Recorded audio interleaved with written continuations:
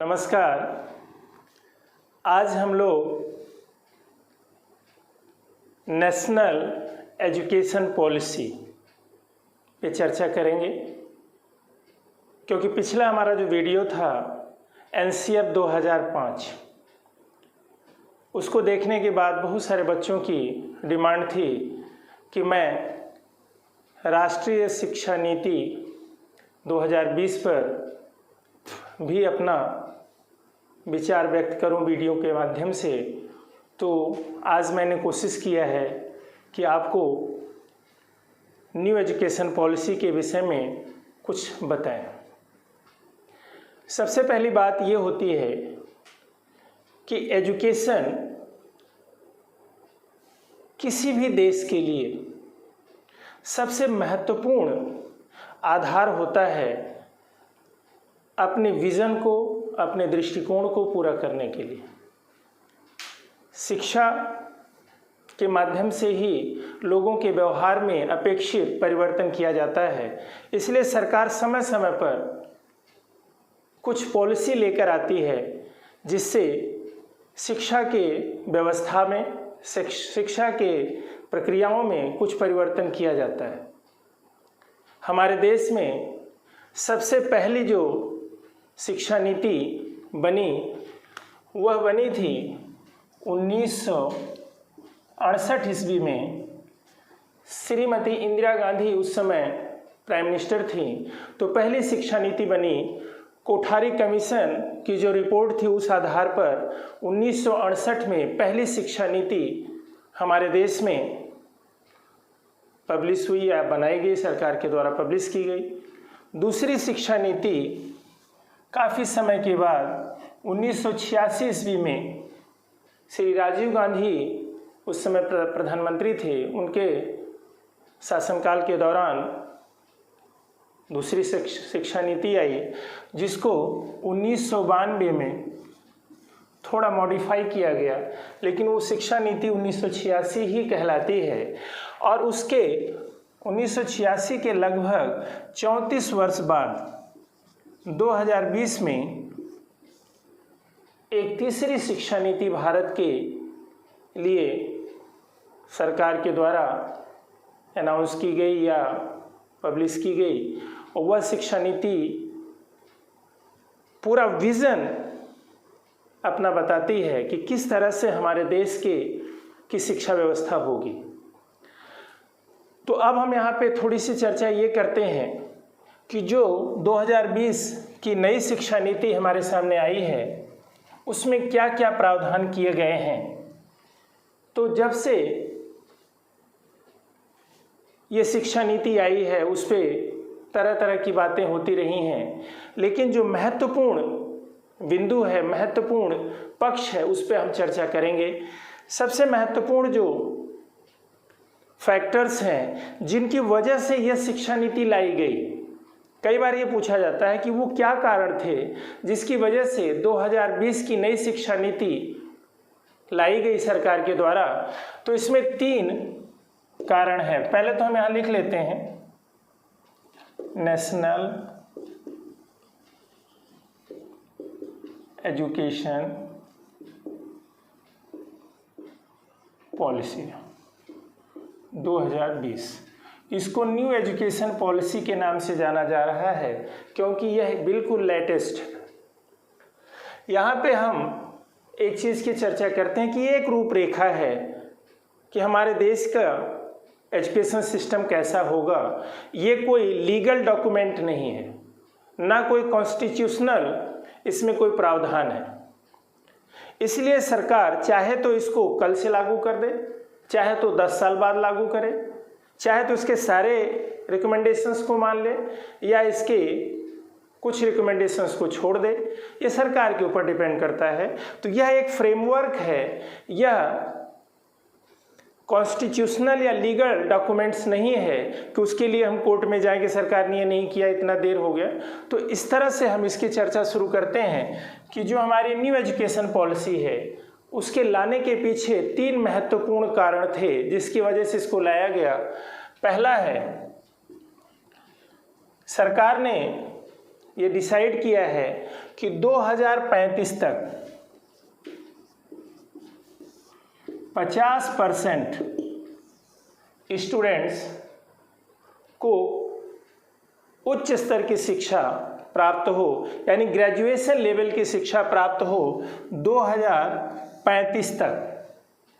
Graduation level की या हम कह सकते हैं उच्च स्तर की शिक्षा प्राप्त हो जाए, क्योंकि बहुत सारे अभी तक जो ये आंकड़ा है वो लगभग हम मान सकते हैं कि 26% के लगभग ही जो बच्चे इनरोल होते हैं पहली क्लास में, उनके 26% ही ग्रेजुएशन लेवल तक पहुंच पाते हैं, स्नातक स्तर तक पहुंच पाते हैं। तो सरकार का ये प्रयास है कि ये परसेंटेज 50% तक हो 2035 तक, इसलिए इसमें बहुत सारे प्रावधान करने की कोशिश किया है सरकार ने।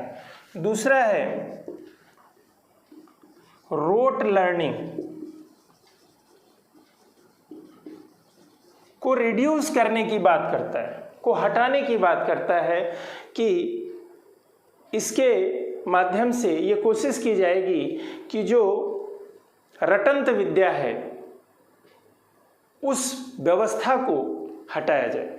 आप देखते हैं कि हमारे देश में बहुत सारे लोग हैं जो पढ़ाते समय या पढ़ते समय रटने की प्रक्रिया को अपनाते हैं, जबकि समझना, प्रैक्टिकल नॉलेज लेना ये महत्वपूर्ण होता है। तो सरकार का ये प्रयास है कि रिड्यूसिंग द रोट लर्निंग, यानी रटने की आदत को सीखने के दौरान कम करना या समाप्त करना, ये इस पॉलिसी का दूसरा कारण था लाने का।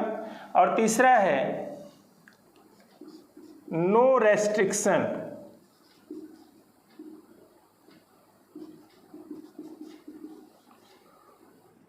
ऑन स्ट्रीम, या no hard restrictions on stream. जैसे हम कहते हैं आर्ट है, साइंस है, कॉमर्स है, तो इस तरह से जो रेस्ट्रिक्शंस है उसको हटाने की बात की गई है, उसमें लिबरल एटीट्यूड अपनाने की बात की गई है इस एजुकेशन पॉलिसी में, इसलिए भी इसको लाने का प्रयास किया गया है। ये जो पॉलिसी है इसलिए लाई गई है ताकि जो स्ट्रीम का हार्डनेस है, स्ट्रीम यानी साइंस का बच्चा साइंस की ही सब्जेक्ट को पढ़ेगा, आर्ट का बच्चा आर्ट के ही सब्जेक्ट को पढ़ेगा, अब ऐसा नहीं होगा। ऐसा न करने का सरकार का इरादा है, इसलिए इस पॉलिसी को लेके सरकार आई है। अब बच्चे साइंस वाले आर्ट के सब्जेक्ट भी पढ़ सकते हैं, आर्ट वाले साइंस के भी सब्जेक्ट पढ़ सकते हैं। तो ये 3 कारणों से इस पॉलिसी को लेके सरकार आई है। तो ये 3 फैक्टर्स रहे हैं जो सरकार के मन में था। इस पॉलिसी को लाने का सबसे महत्वपूर्ण जो पक्ष था वो 3 कारण थे। 2035 तक 50% इनरोलमेंट हो जाए या 50% ग्रेजुएशन लेवल तक शिक्षा प्राप्त हो जाए, रोट लर्निंग को रिड्यूस करना, और स्ट्रीम जो लाइन है, स्ट्रीम जैसे बच्चे स्ट्रीम लेते हैं कि art stream, science streams, commerce stream, उसकी हार्डनेस जो रेस्ट्रिक्शंस हैं उसको थोड़ा सा कम करना। तो ये 3 कारण थे इस पॉलिसी को लेके आने का। अब हम बात करते हैं कि जो इसमें रिफॉर्म्स किए गए हैं वो क्या है। हमारे विद्यालय की जो व्यवस्था रही है आज तक हमारे देश की, वो अभी तक रही है 10+2। अब इस सिस्टम को बदल के 5+3+3+4 की व्यवस्था में लाने का प्रयास ये एजुकेशन पॉलिसी करती है। इस एजुकेशन पॉलिसी में, इस शिक्षा नीति में यह व्यवस्था की गई है कि अब 4 स्टेजेस होंगे। 5 साल का पहला स्टेज, 3 साल का दूसरा स्टेज, 3 साल का तीसरा स्टेज और 4 साल का पहला स्टेज। तो अब अगर हम एक एक करके बात करते हैं कि फर्स्ट स्टेज, ये नर्सरी से लेकर 2nd क्लास तक की रहेगी। नर्सरी से लेकर 2nd क्लास यानी nursery, LKG, UKG, 1st class and 2nd class, यानी 5 साल की क्लास होगी। यानी जो बच्चा है वो 5 साल तक की जो पढ़ाई है वो फर्स्ट स्टेज की पढ़ाई के अंतर्गत करेगा, जिसको कहा गया फाउंडेशन स्टेज। और इसमें बच्चे को लैंग्वेज की शिक्षा दी जाएगी, भाषा की शिक्षा दी जाएगी, और वो भी मदर टंग में। ये माना जाता है कि बच्चे के अंदर सोचने, समझने, विचारों के आदान प्रदान की क्षमता विकसित हो, ताकि बच्चा भविष्य में जाकर के अपने ज्ञान को प्राप्त करे और उसको सब्जेक्ट की नॉलेज प्राप्त करने में आसानी हो। तो फाउंडेशन स्टेज कहा गया, जो कि हम फिर से एक बार कर दें, nursery, LKG, UKG, first and second class तक को इन्होंने फर्स्ट स्टेज में रखा और इसका नाम दिया, और इसको कहा गया कि हम इसका एक फाउंडेशन बनाएंगे, बच्चे को एक बेस प्रदान करेंगे ताकि बच्चा आगे के पढ़ाई के लेवल को अच्छी तरह से पूरा करे। दूसरा है सेकेंड स्टेज। इसमें थर्ड से लेके 5th क्लास तक बच्चा पढ़ेगा, यानी 3 साल की होगी पढ़ाई, तीसरी, चौथी और 5वीं। और इसको कहा गया प्रिपरेटरी स्टेज, तैयारी की अवस्था, प्रिपरेटरी स्टेज या तैयारी की अवस्था। और इसमें बच्चे को बेसिक्स सिखाया जाएगा, basic math, basic science, basic English, यानी जो भी बेसिक्स हैं वो इनको सिखाने का प्रयास किया जाएगा। तो ये सेकेंड स्टेज को हम कह सकते हैं कि एक ऐसी स्टेज है जिसको हम कह सकते हैं कि आगे के आने वालों के लिए, आगे के स्टेजेस के लिए बेसिक के तौर पर तैयारी करना। और तीसरी स्टेज है जिसको हम कह सकते हैं थर्ड स्टेज। ये बहुत इम्पोर्टेंट है, ये 6 से 8th क्लास तक है, 6 से 8th क्लास। और इसके लिए सबसे महत्वपूर्ण है, इसको कहा गया है मिडिल स्टेज या middle school stage, middle school stage. ये सबसे महत्वपूर्ण है। इसमें 2-3 बातों का जिक्र किया गया। सबसे महत्वपूर्ण जो इसमें बात कही गई है कि बच्चे को मैक्सिमम सब्जेक्ट पढ़ाया जाए, यानी कोई भी सब्जेक्ट न छूटे। Science, maths, social science, Hindi, जितनी भी लैंग्वेज, जितनी भी चीज़ें हम पढ़ा सकते हैं पढ़ा लें, क्योंकि बच्चे को आगे के स्टेज में चुनना होगा कि उनमें से किस सब्जेक्ट में उसका इंटरेस्ट है।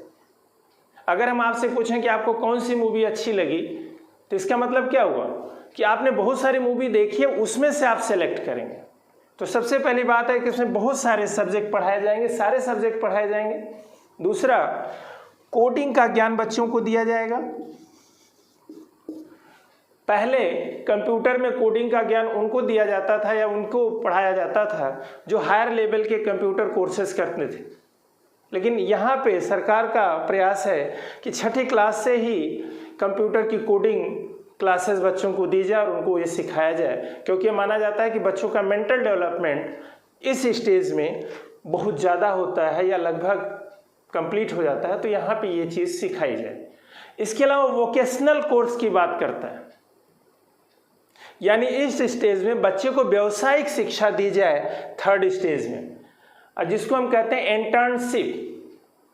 यानी जैसे बच्चा एक पेंटिंग सीखना चाहता है तो वो विद्यालय के समय से बाहर जाके किसी पेंटिंग की दुकान पर पेंटिंग सीख सकता है, ताकि जब वो पढ़ाई पूरी कर ले या पढ़ाई उसकी कंप्लीट हो तो वो उसको व्यवसाय मिल जाए। तो इस तरह से व्यावसायिक शिक्षा की व्यवस्था भी 6ठी से 8वीं तक ही की गई है इस एजुकेशन पॉलिसी में। और जो चौथी स्टेज है,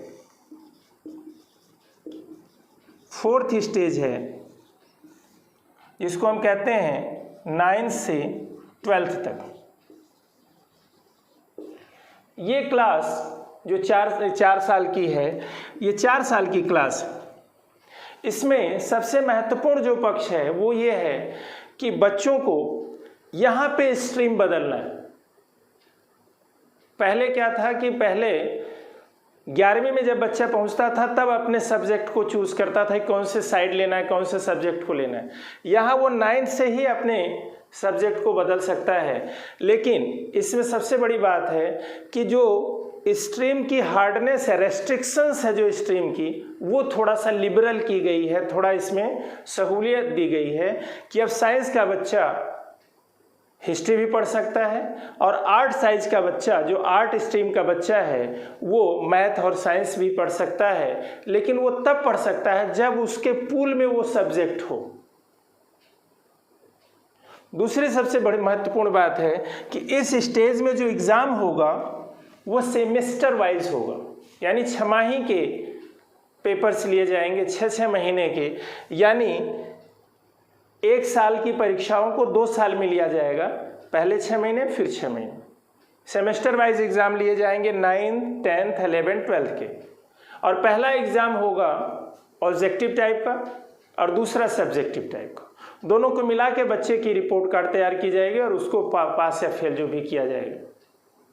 तो इसमें 2 बातें हमने देखा कि स्ट्रीम सिस्टम लागू होगा, वो लिबरल होगा, और दूसरा सेमेस्टर वाइज एग्ज़ाम होगा। अब हम बात करते हैं कि जब बच्चा इस स्टेज तक पहुंचता है तो स्टेज में जो उसकी रिपोर्ट कार्ड तैयार की जाएगी वो 360 डिग्री की रिपोर्ट कार्ड कहलाएगी। यानी किसी भी स्टेज में जब बच्चे की रिपोर्ट कार्ड बनाई जाएगी तो उसके लिए इन्होंने एक वर्ड बोला है 360 डिग्री। इसका अर्थ क्या हुआ कि बच्चे की रिपोर्ट कार्ड बनाते समय उसके ओवरऑल एक्टिविटीज़ पर भी ध्यान दिया जाएगा, उसके माता पिता भी उसमें अंक देंगे, पीयर्स ग्रुप के द्वारा भी दिया जाएगा, टीचर्स के द्वारा भी दिया जाएगा, और खुद बच्चा अपने लिए अंक देगा। तो इस तरह से 360 डिग्री की रिपोर्ट कार्ड बच्चे की तैयार की जाएगी। अब हम बात करते हैं कि जब बच्चा 12वीं क्लास पास करता है और किसी कॉलेज में एडमिशन के लिए जाता है तो उसके लिए कॉमन एप्टीट्यूड टेस्ट की व्यवस्था होगी। तो अगर मान लेते हैं कि पूरे भारत के लिए एक टेस्ट लिया जाएगा जिसका होगा नाम कॉमन एप्टीट्यूड टेस्ट, हर बच्चा उसको देगा। अब जब अगर वो बच्चा टेस्ट देता है तो टेस्ट देने के बाद उसके नंबर आएंगे। अगर मान लेते हैं 12वीं पास करने के बाद किसी बच्चे के नंबर कम हैं तो वो क्या करता है, कॉमन एप्टीट्यूड टेस्ट भी देता है और दोनों के अंक मिलाकर उसको किसी यूनिवर्सिटी में एडमिशन दिया जाता है। यानी अब यूनिवर्सिटी में एडमिशन के लिए, आगे की पढ़ाई के लिए उसको सिर्फ 12वीं क्लास के नंबर पर डिपेंड नहीं रहना है, बल्कि उसको एक कॉमन एप्टीट्यूड जो टेस्ट देगा, जो पूरे भारत के लिए एक होगा, उसके नंबर्स को भी उसमें जोड़ा जाएगा और उन दोनों के आधार पर उसको एडमिशन मिलेगा। तो अब हम बात करते हैं कि जो हायर लेवल की एजुकेशन है उसमें क्या प्रावधान किया गया। ये तो स्कूल लेवल का था। हायर लेवल की जो एजुकेशन है उसको इन्होंने बोला बीए, इसको हम बीए प्रोग्राम भी कह सकते हैं, एमए और पीएचडी। इन्होंने इसमें से एमफिल को हटा दिया। पहली व्यवस्था इसमें की गई कि बीए एमए के बाद जो पीएचडी होती थी उसको हटा दिया गया। सॉरी, बीए एमए के बाद जो एमफिल था वो हटा दिया गया। यहाँ पे एक कोर्स होता था एमफिल, वो हटा दिया गया इस व्यवस्था के द्वारा। अब 3 लेवल की पढ़ाई होगी, बीए एमए और पीएचडी, यानी bachelor of art, bachelor of science, bachelor of commerce, इस तरह से फिर ग्रेजुएट, या हम कह सकते हैं graduate, post graduate and PhD level की पढ़ाई होगी। ये आर्ट सिस्टम के लिए था बैचलर ऑफ आर्ट, इसी तरह bachelor of science, bachelor of commerce, BCom, इस तरह से होता है। तो ये 3 तरह की पढ़ाई होगी। अब इसमें जो बैचलर की डिग्री बच्चे को मिलेगी उसमें ये कोर्स 4 वर्ष का होगा। इसमें एक व्यवस्था की गई है कि पहले क्या होता था, जब हमारे यहाँ एग्ज़ाम सिस्टम ट्रेडिशनल पुराना जो है उसमें है कि बीए का जो कोर्स है, बीएससी का जो कोर्स यानी ग्रेजुएट लेवल का जो कोर्स है, उसमें क्या होता था कि अगर 2 साल बच्चे ने पढ़ाई की और बच्चा पढ़ाई बीच में छोड़ दी और फिर 5-6 साल के बाद वो फिर पढ़ाई करने आता है, तो उसमें क्या होता है कि उसकी पढ़ाई में ब्रेक माना जाता है और उसको फिर से शुरू से पढ़ाई करनी पड़ती। लेकिन यहाँ पे ये व्यवस्था की गई है कि अब बच्चे के साथ एक शब्द जोड़ा गया है, multiple entry and multiple exit, यानी बच्चा कभी भी छोड़ सकता है पढ़ाई और कभी भी पढ़ाई कर सकता है। अगर हम कहें कि ये जो बैचलर का जो उसका कोर्स है यानी ग्रेजुएट का उसका कोर्स है, वो अगर 4 साल का हम कोर्स मान लें, 4 साल के कोर्स की बात करता है, तो अगर बच्चा 1 साल में अपनी पढ़ाई छोड़ देता है, 1 साल कंप्लीट करने के बाद, तो उसको मिलेगा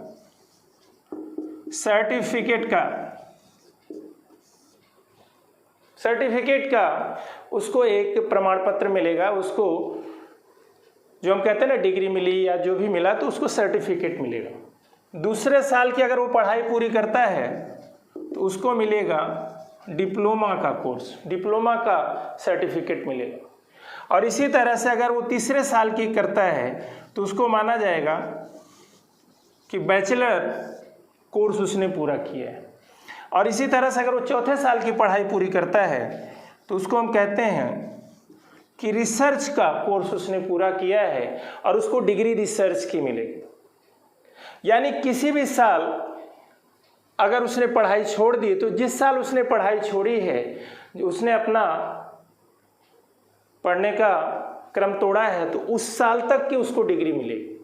अब यहाँ पे दूसरा एक प्रश्न है कि अगर मान लेते हैं बच्चे ने यहाँ पे पढ़ाई छोड़ दी, यानी फर्स्ट ईयर कंप्लीट करने के बाद उसने पढ़ाई छोड़ी, तो जब वो 4 या 5 साल के बाद आता है तो उसका एडमिशन सेकेंड ईयर में होगा। और जब चाहे वो पढ़ाई छोड़ सकता है और जब चाहे वो पढ़ाई शुरू कर सकता है। इसको हम कहते हैं मल्टीपल एंट्री, इसको हिंदी में लिख लेते हैं प्रवेश प्लस, क्या कहेंगे इसको, प्रवेश करना और जब चाहे उसमें से निकल जाना। अगर हम इसको हिंदी में देखें तो प्रवेश करना और निकल जाना, यानी अपने डिग्री के कोर्स को लेते समय एंट्री करना और एग्जिट करना। अगर हिंदी में इसको हम लिखें तो ऐसे कर सकते हैं, मल्टीपल यानी बहुत सारे चॉइस हैं, multiple entry and multiple exit को इसका कोर्स कहा गया है। अब इसके बाद एक प्रश्न ये आता है कि बच्चे के रिकॉर्ड को रखने के लिए एक एकेडमिक बैंक ऑफ क्रेडिट बनाया जाएगा। Academic bank of credit, academic bank of credit बनाया जाएगा। जिस तरह से आधार कार्ड होता है, आधार कार्ड में आपने क्लिक किया, नंबर दिया तो सारा का सारा रिपोर्ट सामने आ जाती है। इस तरह से पहले बच्चे क्या करते थे, अपना सर्टिफिकेट संभाल रहे हैं, यहाँ का वहाँ का वहाँ का। अब क्या होगा, जितने भी एजुकेशन बच्चा लेता जाएगा उसकी एंट्री उसके एक नाम से होती जाएगी और उसकी एक प्रोफाइल पूरा बन जाएगी। जो भी अथॉरिटी है जब भी उस क्रेडिट को देखना चाहती है बच्चे को तो उसको देख सकते हैं। जैसे एक हम बैंक का उदाहरण ले सकते हैं कि बैंक में हम पैसा जमा करते हैं तो हमारे अकाउंट में क्रेडिट हो जाता है। इसी तरह से जो भी पढ़ाई बच्चा करता है उसके एकेडमिक बैंक ऑफ क्रेडिट में जमा हो जाएगा। तो ये व्यवस्था की गई है इस एजुकेशन सिस्टम में। अब हम बात करते हैं, इतना पढ़ने के बाद इसमें एक सबसे महत्वपूर्ण जो कुछ पक्ष हैं जिनको हम एक एक करके गिनाएंगे, कि कुछ पक्ष इसमें हैं वो काफ़ी इम्पोर्टेंट हैं न्यू एजुकेशन पॉलिसी के लिए। और वो क्या है देखिए, जिनका अगर हम वर्णन ना करें तो ये काफ़ी अधूरा सा रह जाएगा। तो सबसे पहली बात करता है न्यू एजुकेशन पॉलिसी, वो कहता है कि आरटीई का विस्तार किया जाए। आरटीई 2009 के विस्तार की बात करता है। यानी RTE 2009 में पहले था व्यवस्था 6 से 14 वर्ष के बच्चे को फ्री एंड कंपलसरी एजुकेशन की बात करता था। अब ये सिस्टम कहता है कि नहीं, इसको हम 3 से 18 वर्ष करेंगे। यानी 3 वर्ष से 18 वर्ष के बच्चे को फ्री एंड कंपलसरी एजुकेशन देने की बात करता है न्यू एजुकेशन पॉलिसी या नेशनल एजुकेशन पॉलिसी 2020। दूसरी बात क्या करता है, ये कहता है कि बच्चे को ब्रेकफास्ट यानी जो मिड डे मील योजना चल रही है बच्चों को भोजन देने की, ये कहता है कि बच्चे को मिड डे मील के साथ साथ ब्रेकफास्ट भी दिया जाना चाहिए, जो बहुत अच्छी योजना है और इसको लागू अगर सरकार करती है तो बच्चों के लिए बड़ा ही अच्छा कदम है। ये दूसरा है। और तीसरी बात इसमें कहा गया है इक्वलिटी। इक्वलिटी की बात करता है कि हर बच्चे को इक्वल एजुकेशन मिलेगी। जाति, धर्म, क्षेत्र, लिंग, भाषा और इकोनॉमिक स्टेटस, सोशल स्टेटस, किसी भी आधार पे बच्चे के साथ कोई भेदभाव नहीं किया जाएगा। हर बच्चे को इक्वल एजुकेशन मिले और क्वालिटी एजुकेशन देने की बात की जाए। चौथी जो बात इसमें कही गई है वो बहुत इम्पोर्टेंट है कि जो फेयर रिक्रूटमेंट हो टीचर्स की, क्वालिटी टीचर्स लिए जाएं और फेयर रिक्रूटमेंट हो। यानी जो पैरा टीचर्स वगैरह लिए जाते हैं, कॉन्टैक्ट पे लिए जाते हैं, उनके अलग अलग नाम हैं, गेस्ट टीचर और शिक्षा मित्र, कॉन्टैक्ट पे टीचर, तो उनकी व्यवस्था बंद की जाए। क्योंकि टीचर्स को परमानेंट अगर हम नहीं करेंगे तो टीचर्स पढ़ाएगा कैसे। यानी टीचर्स की यहाँ बात करता है कि टीचर योग्य टीचर रखे जाएं और वो परमानेंट रखे जाएं, कंटेक्चुअल बेस या थोड़े समय के लिए किसी टीचर्स को न रखा जाए। अब इसमें एक और बात कही गई आगे, वो ये कही गई है जो सेकेंडरी लेवल पर, यानी अगर हम 5वीं बात करें तो सेकेंडरी लेवल पे, यानी कि आप कह सकते हैं कि 10वीं लेवल तक 100% इनरोलमेंट हो बच्चों का अगले 10 वर्ष में।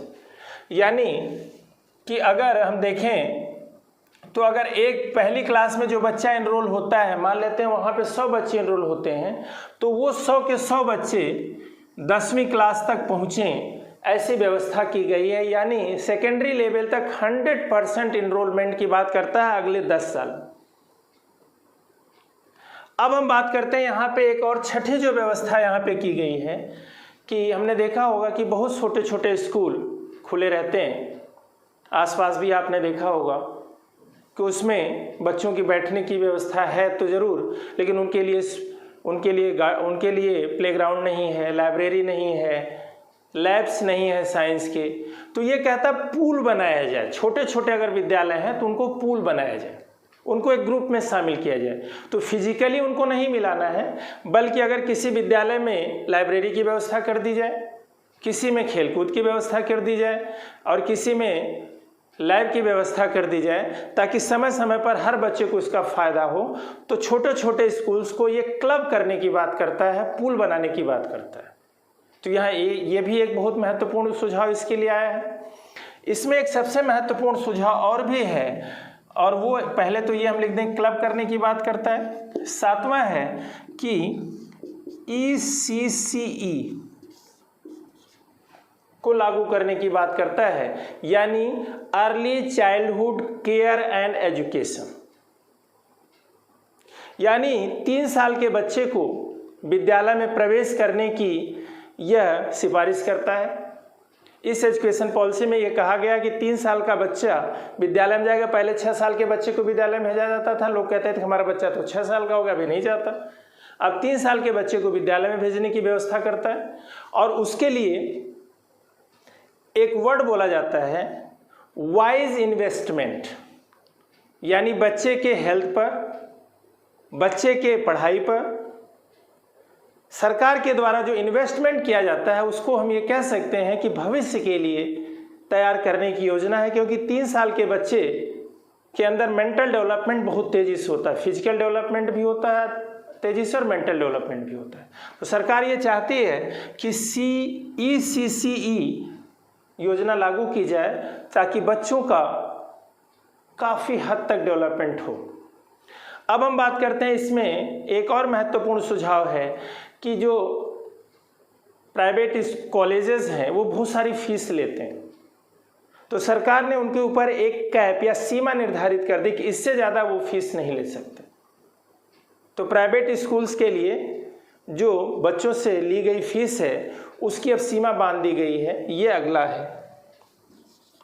और आगे की हम एक और बात करते हैं कि अब सरकार को भी ये सुझाव दिया गया है कि सरकार निर्धारित राशि जो शिक्षा के क्षेत्र में खर्च कर रही है उसको बढ़ाए। यानी सरकार का जो खर्च है वो 10 से 12% अपने सरकारी खर्च का 10 से 12% सरकार खर्च करती है एजुकेशन पर। अब ये व्यवस्था है कि जो सरकारी खर्च है वो लगभग 20% तक सरकार करे और जो जीडीपी का है, जीडीपी का कम से कम 6% सरकार खर्च करे।